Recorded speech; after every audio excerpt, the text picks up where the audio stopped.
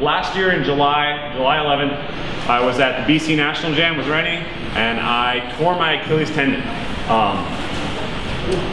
And it's essentially been a 12-month process to be healed. People ask me, how's your Achilles? I say it's still 95%. It's not 100%. It's not something you ever want to have happen to you. And it happens primarily because of bad mechanics, right? If your foot can't dorsiflex properly, it starts moving out to the side in order to gain mobility.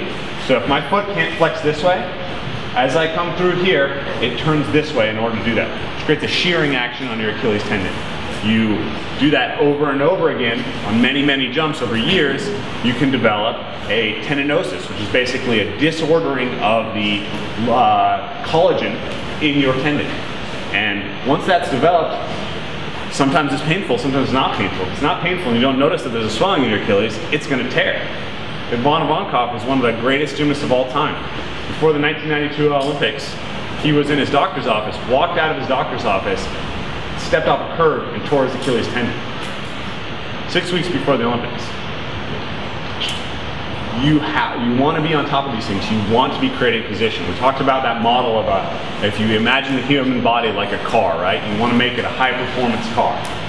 We can build a bigger engine, but if the alignment's bad, the shocks are bad, the frame's crooked, it's not going to express high performance. Or it's going to express high performance with a lot of costly margins. Does that make sense? So we need to create proper biomechanics in people. And we face, as people in the West, a series of consistent problems that really mess up our biomechanics. We sit in chairs all the time. Kelly Starks, one of my favorite guys, who talks about mobility stuff. Yeah. He calls it death by right angles. You sit like this all the time, your hip flexors get tight, your glutes are basically getting adhered. You get that posture over there, demonstrated by Mike. Shoulders forward, head forward. All these things are changing the proper dynamics of your body. They're affecting how your body can move. They're changing the potential that you can have. So by really addressing your mobility, we can open up freedom of how you can move, and we can create a structure that's more sound over time to really train properly. So we've got the sitting problem. That's tight hips, that's weak glutes and hamstrings, that's the peroneal nerve, the sciatic nerve coming through your hip, being tied down to tissue around it so that it's not innervated properly, so you don't get good response from your glutes. That's kyphosis, that's lack of kinetic understanding of your lordotic chain, your lumbar spine. That's head forward posture, all those things that we consistently face. If you really want to be the best athlete you can be, and you want to express the highest levels of physical potential, you need to address that. So Mike has been helping many of us here at Parkour Visions express that by getting in there and working on our tissue. And he's going to give you guys a real deep overview of it. He's studied this much more in depth than any of us have had the opportunity to, so he can give you guys a really fundamental understanding of how the body works and how we can start mobilizing it. And then we're gonna show you guys some of the tools that we play around with in order to really mobilize people. Mike, you ready? Yeah, no, yes. Are you sure? Yes. Okay, take it away. Thank you, Ray. My name is Mike. I like teaching anatomy, and I do that in a number of places. I also like making very complicated things a little simpler. But long before I started doing that, I was an athlete in a young sport. Really hardcore athletes who knew they could try hard. They knew they could train hard, but they didn't know much else. And as a result, I saw a lot of friends, a lot of brothers and sisters go down with injuries that in retrospect were probably not necessary. And you know, they had a career that lasted 10 years and not 30. And so I got into bodywork, and I'm a massage therapist. I'm a body worker because I'm really interested in helping people be creative and be in their best physical selves. by both informing them on a brain level, but also on a body level as to how we can move, how we can move without pain, how we can recover from injury, prevent injury, etc. That sport was ultimate frisbee, it wasn't parkour. But does that sound familiar to you guys? Yeah. So this was really what got me started, and you know, in massage therapy. And since then, I've really been. It's taken me lots of places as far as what kinds of modalities or how I look at a body when somebody steps in my office, and I'll say, first thing I'll say is, let me have you just stand with your shoes off, and I'm just going to look at your whole frame. And that's a structural bodywork perspective. So much like you know, a lot of folks in the parkour community, you guys have a super high IQ when it comes to how to move dynamically. And what I'm looking at is the holistic structure of somebody just standing. The very subtle things. Is there a little bit of a spiral torque in this leg? Is there a little bit of a closer relationship between this scapula and this rib cage? What's that going to do if this scap is stuck to this rib cage? When you go up with both arms, this arm is going to have a little bit better reach, and all of a sudden there's going to be a crimp at the shoulder or something like that. Does that kind of make sense, this sort of thing? So these broad relationships across the body is one of the things that really interests me. And I love that we're doing this mobility talk right after Renee's you know, strength training. So this was really about, so this talk is really about how do we, once we get that strength, once we get the good form up here, how do we make sure that our bodies can make the best use of it? This is what we're talking about. Can you guys read that? Hello. It's the first thing we're doing. And that we've pretty much covered. Hello. Hello.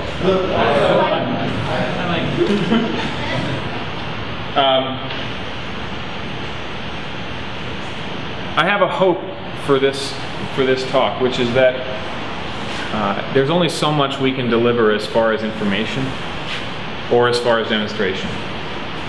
But I'm kind of excited. I'm excited because these are some of the best dresseurs I've ever seen, I've ever met in this room right now. And you guys have so much creativity. You guys know how to be creative in your craft. So what I want to do is more than anything is to show you a couple of examples and then trust you to take this back to your communities, take this back to your personal training, and make it come alive. So don't take my word for it. Don't trust me too much on this stuff. Make it work for you, okay?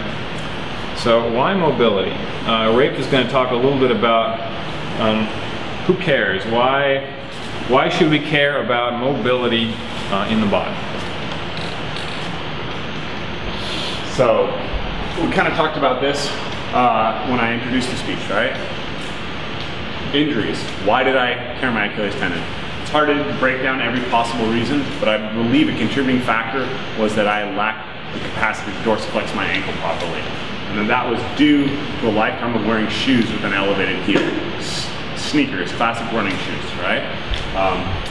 High heel shoes. Rafe wore too many pumps. Yeah, yeah. In my former life as a transvestite, I damaged my future parkour career. So if we can learn what it means to be anatomically kind of right and have proper mobility, and we can maintain those positions, we can approach doing our sport with a lot more capacity to be safe. If we have to make movement compensations, if it's turning the foot out in order to get our knee forward, because we can't dorsiflex, that has effects up the kinetic chain. If it's pushing our chest forward in order to get our arm overhead, because we don't have capacity to externally rotate and get that shoulder away from the acromionial joint, that has effects down the kinetic chain. All of these things are important if you're going to stay safe.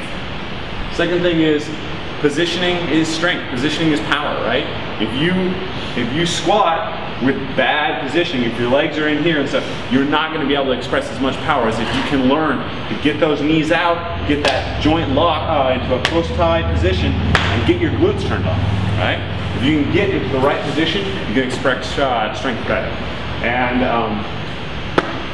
essentially this idea, your body has what we call length-tension relationships. At a specific length of your muscle, it can express the greatest force. right? So if we compromise the capacity of the muscle to be in the right position, then we're not going to be optimizing that, right? If I'm trying to fire the muscles back here, but it's too tight and I have to throw my shoulder forward, I'm compromising the ability of the muscles to do their work. In addition, if we can kind of expand the range of what we can do with the muscle, we actually have a wider range of kind of area under the curve to work with, if that makes sense. If we have a bigger curve, then the area under the curve that we can express high force with is potentially larger. Does everyone understand that? So I believe Mike's going to take it away from there. Yeah, just to drive that point home, you have every muscle. Let's take a segmented kind of, how about this? Let's take a segmented kind of reductionistic view of the body. Let's break it down into pieces and say take one muscle. Every muscle has what you call 0% stretch. There's no mechanical strain on it whatsoever. And then 100% stretch, the place where it just won't lengthen any further. It turns out that due to the way that muscles contract on a molecular level, you're going to have the greatest power in that middle range. So if you're interested in having explosiveness and having power and having access to what your muscles do best, it's nice to have a little bit more mobility, because you're essentially taking the effective range of the muscle from this to that by gradually increasing your mobility. Now the problem is that we usually have kind of a, let's say, a limited sense of what actually limits mobility. What are the tissues actually involved in mobility? Some of us have a good kind of understanding of, muscle-bone relationship. At least that's how we think most easily of our anatomy. You got a skeleton, and then you drape a bunch of muscles onto that skeleton, get yourself a staple gun, just make sure they all attach well, and then move yourself around, right? But of course, it's kind of backwards. We actually build our bones last. The bones are the last thing. And so there's a lot more anatomy that we can talk about, and we're going to talk about a couple of examples of anatomy, tissues that actually affect our mobility. So how do we create mobility? I don't suggest this method, but you can try it if you want.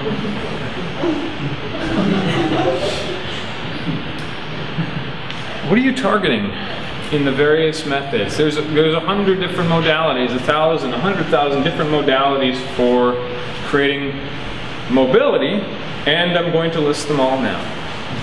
No. But I am going to tell you about what they tend to focus on. One of the things they focus on, sorry about the contrast, but is joint capsules and ligaments. A joint capsule is a fibrous sleeve around any synovial joint. That is, most of the joints you're used to moving, the joints with fluid on the inside that move pretty well, they have a sock around them that's made up of a very thin kind of ligamentous tissue. This contains the fluid, and it also is the last line of defense for a joint. When you dislocate a joint, that's the last thing that has to give way before the bones actually go out of place. Does that make sense? Joint capsule. Okay? The next layer out, the next layer of protection for any joint is ligamentous protection. So we have these concentrations of collagen, concentrations of connective tissue that support joints. Here's a patellar ligament right here. Here's the acromioclavicular, rather coracoacromial ligament, etc. And so these are just thickenings of connective tissue that help support joints. The reason why I can do this with my finger, but I can't do this with my finger if I try, is because I have ligaments stopping me from doing that. They're very useful. That's one target tissue. Another target tissue is muscle tendon units. That's the one you might be more familiar with, which is this chain, bony attachment, tendon, muscle, tendon, bony attachment. And you can target that whole unit to create mobility. And then lastly, we have fascia. Raise your hand if you've ever heard the term fascia or fascia. Wow, nice word. What is it? Connective tissue. It's when you foam roll. Oh, it's fascia! It's what your muscles are basically like it's what muscles adhere to, that's true. The casing around the muscles, around the bones, it's the tissue that sort of connects everything together. Connective tissue. Fascia is, let's say, the most common example of connective tissue.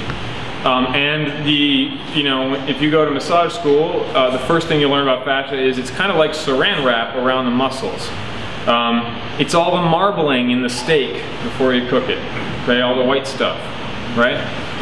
But one thing you notice if you look closely at that cross-section of meat is that actually it's not just around the muscle, right? Here you got a muscle in cross-section, right? And you do indeed have a good thick layer of connective tissue right around the muscle, but it's scalable. If you keep zooming in, you keep finding fascia between every subdivision. So you have little subdivisions of muscles,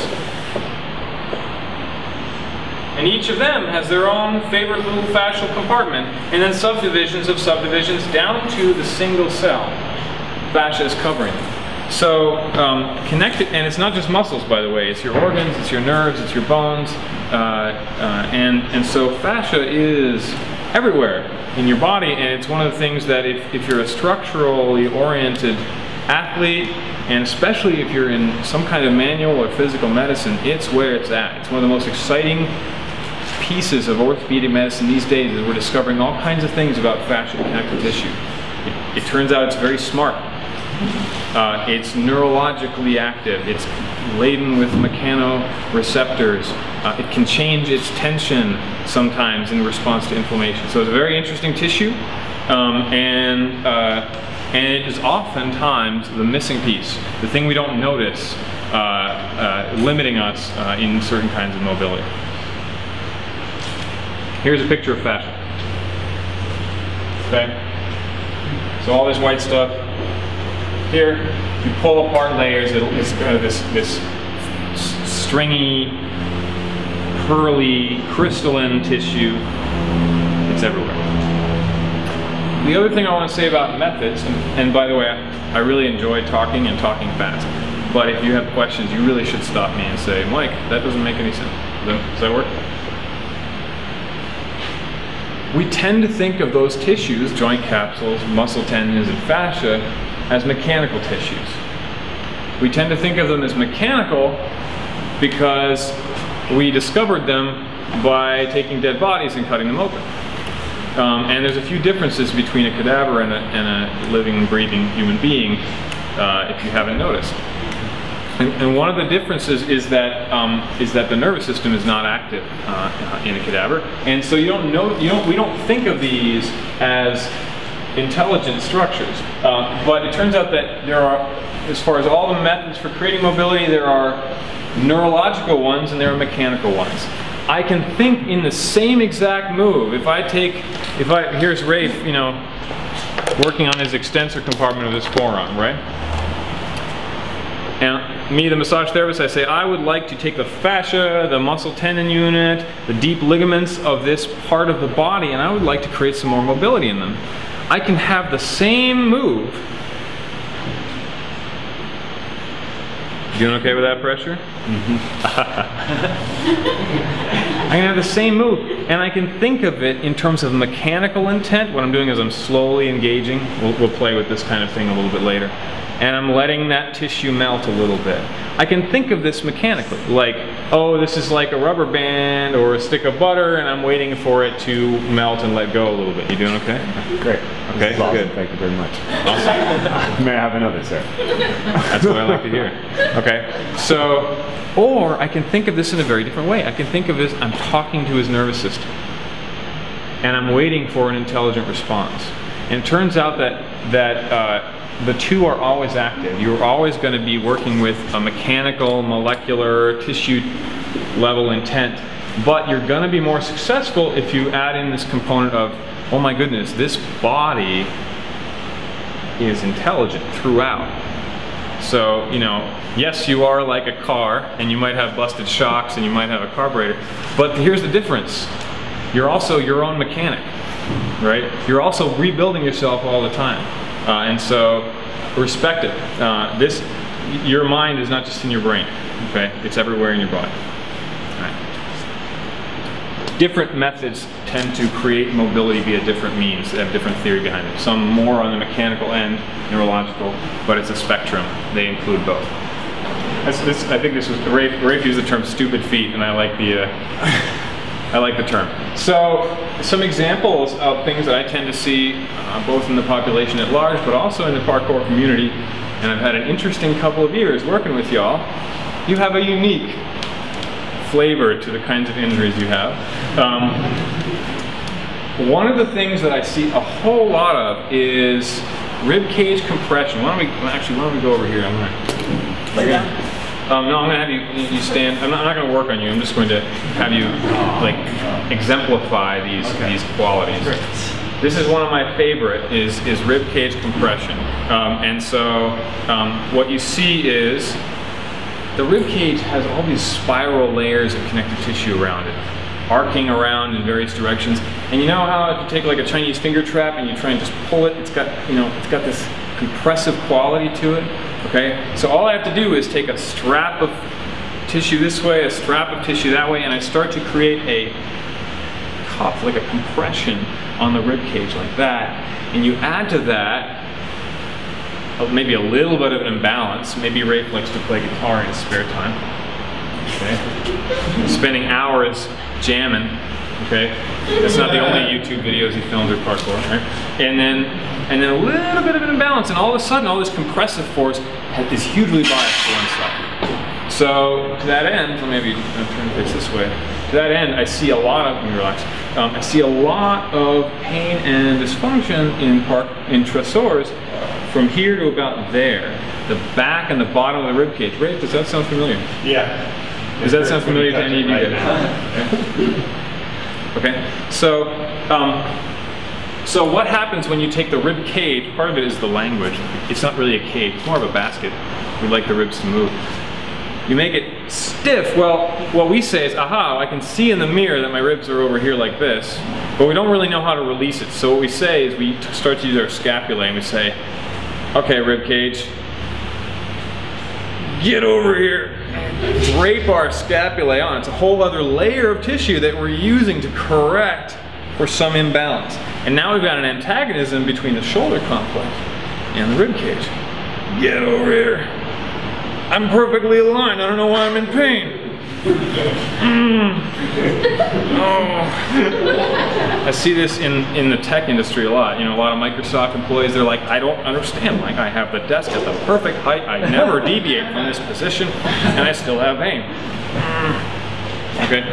And so this is a real issue because if the scapulae can't move now, you're starting to see this pattern. Core working its way out to periphery, where you got a little bit of an issue here, and then functionally you start to compensate, and now all of a sudden, when you go up with this arm, you need more motion from the ball and socket because the scap doesn't move.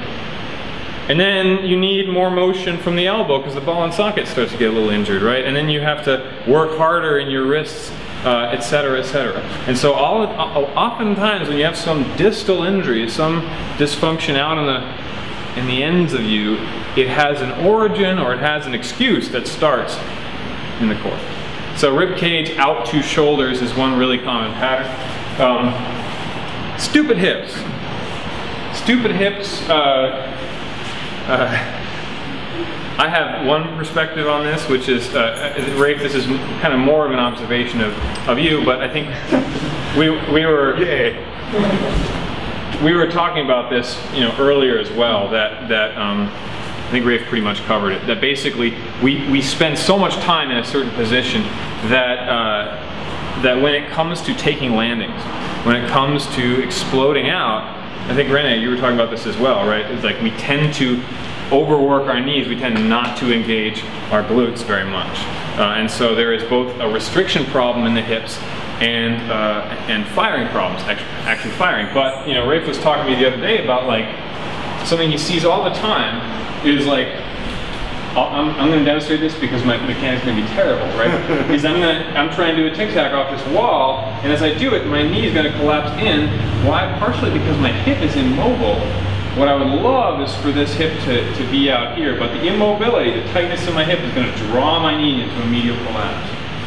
And that's going to both reduce my power and also potentially cause injury.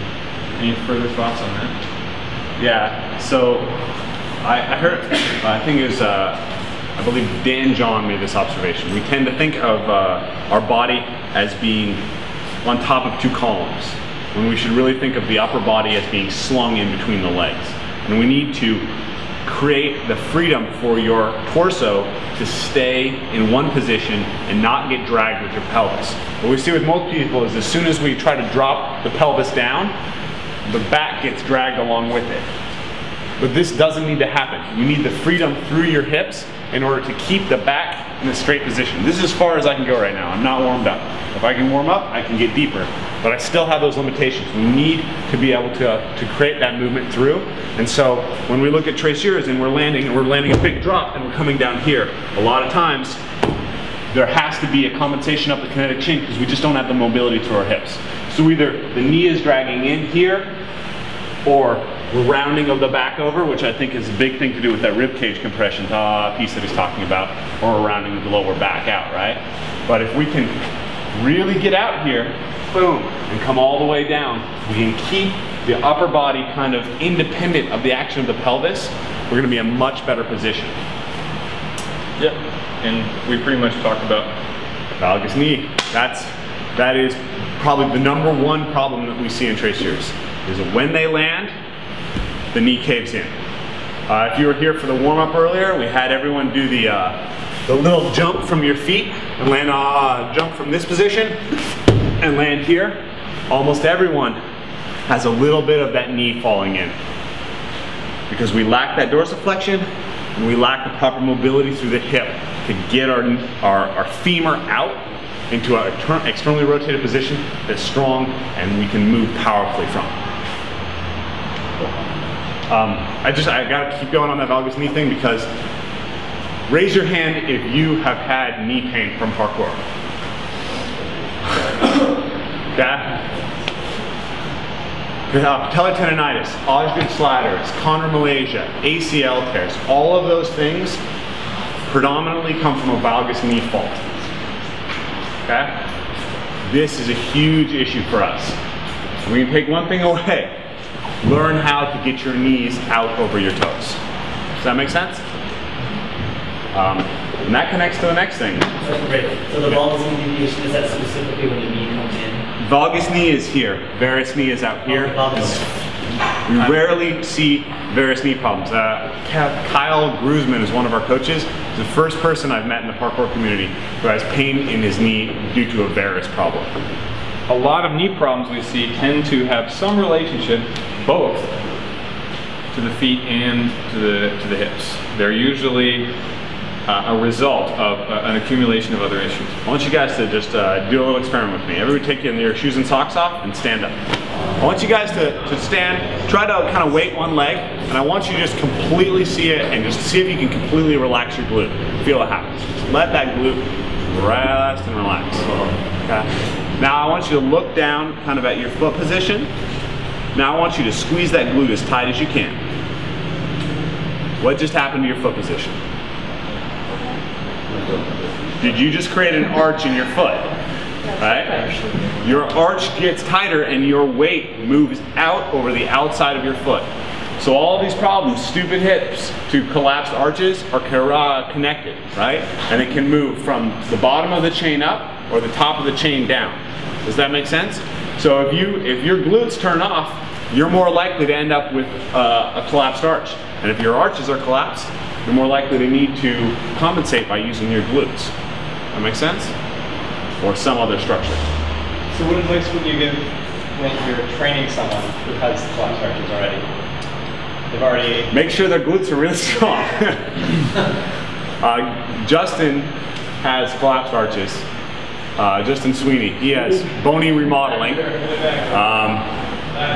Justin, we've worked a lot on getting his knees out and having really strong glutes, and he has beautiful positioning. His landings, everything is great. You're awesome, Justin. You overcame it. Justin, so his foot is flat, and if you look at someone's foot collapse, look at my foot here. This is what we call your navicular bone. When your foot collapses, you can see the navicular drop in. You know, we call this the navicular drop. So if you see someone squatting and their navicular drops in, that's a problem. If someone lands, the navicular drops in, that's a problem. So Justin's got a flat foot, but his navicular doesn't change as he's squatting. His navicular doesn't change as he's landing. Does that make sense? So there's good stability all the way down through the foot. One of the things we've been working on a lot here, which is a shoulder mobility drill that seems to work a lot of magic. Okay? So go ahead and scoot out a little bit, Justin. So there's three things that we're cueing here that we're going to work on. We're gonna use this band here to distract his humeral head from the glenohumeral joint. Scoot out more so you get more pressure. Can we maybe squat in the front so we look down? Do it. So I'm going to pretend to be a joint socket and a humeral head. So I picked up this this technique by watching Mobility WOD, and I don't have a super awesome mechanical explanation for why joint distraction works. My thinking about it is essentially that there's a lot of kind of fuzz around a joint that can compact it together, and when we open it up, we give the nervous system more room to breathe and feel okay with that movement out, allowing that movement, right? And we're gonna avoid kind of impinging. So as I move his shoulder around, what I don't want to do is I don't want to bang his femur up against, or his humerus up against his glenohumeral joint. Is that a fair description of what's going on and why this is a good technique? It's all magic, and we just have various ways of describing it. So, okay. Yes. Yes, it's as good as I've heard. Yeah. Okay. Joints get compacted all the time. They all have to be open. Okay. Yeah. So the second thing that I'm going to do is I'm going to push down on his joint here. Okay. This is where we're talking about approximation. Okay. We're trying to get him to the back of his joint socket. So Justin in particular has shoulders that are really kind of far forward in the socket. And this is a problem. We see a lot of elbow pain in parkour because people's shoulders are kind of forward in the socket and they press down on the brachial nerve, which becomes the ulnar nerve, which is where we have a lot of elbow pain, a medial epicondylitis type of pain.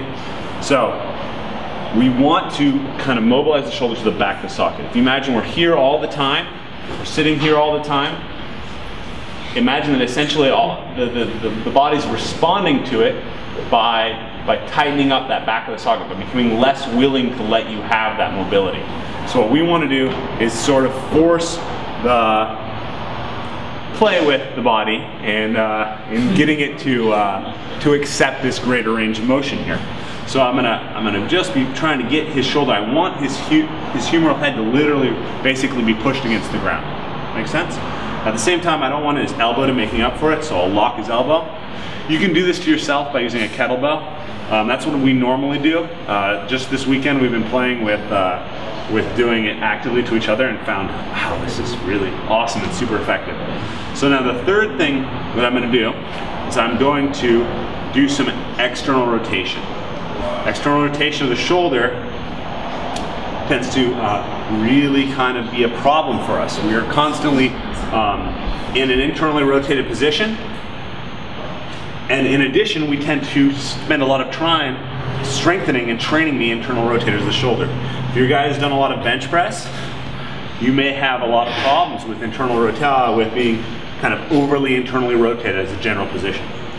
So as I just kind of work him through, I'm basically creating room in the back of the socket. So this is primarily not a muscular stretch.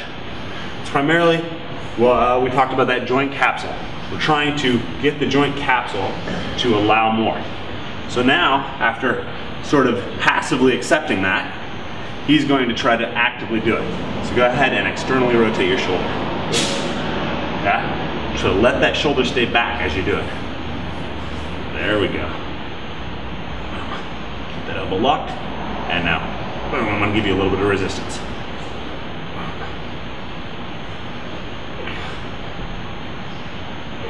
How's this feeling? My arm's numb. So we don't really want to go too far with getting numb. Okay. So I was going to say, how's this feeling is a really excellent question. okay. So now bring your hands up here, and I don't know if you guys can see, but this finger is higher than this finger. You guys see that? It's not super obvious. I don't know if the camera will pick it up. I had Ox do this to me earlier, and he crushed me because he's a big, strong dude. And it made a huge difference. It was like 2 inches. So then we're going to drop here. Another big test that's really important in parkour is internal rotation of the shoulder. So I'm just going to let his hands drop, so I want him to relax as much as possible, and we'll see what the passive range of motion is in the 2 hands. Okay? So now go ahead and stand up. And arms overhead. Show us your overhead position. You guys see a difference here? Okay, this hand is further back. This armpit is closer to the ear. So by creating that external rotation, essentially we create room for the shoulder to get back. Justin's got tight shoulders, so he's going to tend to, when he wants to make a overhead position, to hyperextend through the thoracic spine. Can I see something real quick? Yeah. As you turn around, Justin. What I'm curious about is not just how high are his arms, but what's the humerus versus scapula position. So I don't know, but it sure looks like this scapula is having to work a lot harder to get up versus this one. So we're just going to try and find the inferior angle of the scapula here. Okay, and sure enough, yeah, in fact, take your shirt off.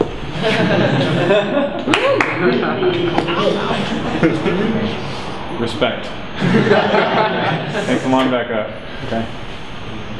So, I don't know if you can see the angle here versus the angle there, but this scapula, okay, is significantly more upwardly rotated on this side. That means that as far as, you know, Justin has this thought, like, I want to get up and reach that wall, right? I want to reach that bar, okay? And his body says, okay, well, let's figure out how to do it. On this side, there's enough range of motion here that the scapula still has a good swing to it before he gets to end range, okay? Versus on this side, the scapula is already up here, which means at some point it's going to reach end range. All this stuff is working harder. You may even see the trap working harder up here. Okay? So, positioning is strength, okay? He's working harder on the right. Does it feel like you're working harder on the right side? Yeah, it's hard. Okay, so a lot more fatigue, a lot harder work. And it didn't take long to create that change. So, yeah, good. Any more thoughts?